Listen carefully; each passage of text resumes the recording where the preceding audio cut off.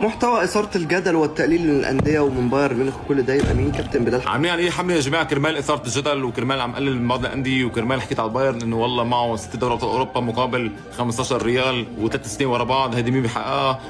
نص تاريخ البايرن منذ تاسيسه، كلام واقعي. بس المهم عاملين عليه حمله اثاره جدل. فيا جماعه طلع اخذ كورس كيف اصبح صانع محتوى. سمحتوا انا مستعد اقدم جائزه افضل صانع محتوى رياضي بالعالم، وجائزه ثانيه كمان حصلت عليها افضل صانع محتوى رياضي كمان هديك سنه، وايضا افضل صانع محتوى رياضي كمان ايضا من سنتين.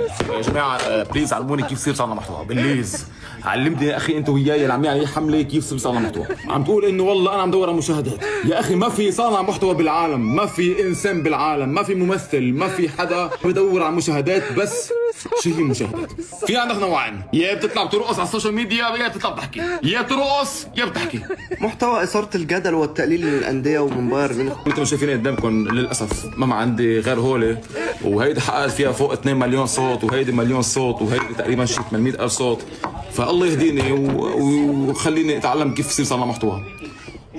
ما بدك اياه انت وياه عاملين عليه حمله، حلوا عني يا اخي. شو بدي فيكم انتم؟ شو بدي فيكم؟ حل عن ابوي انت وياه قد يا اخي، هي عظمي، حل عن ابوي انت وياه.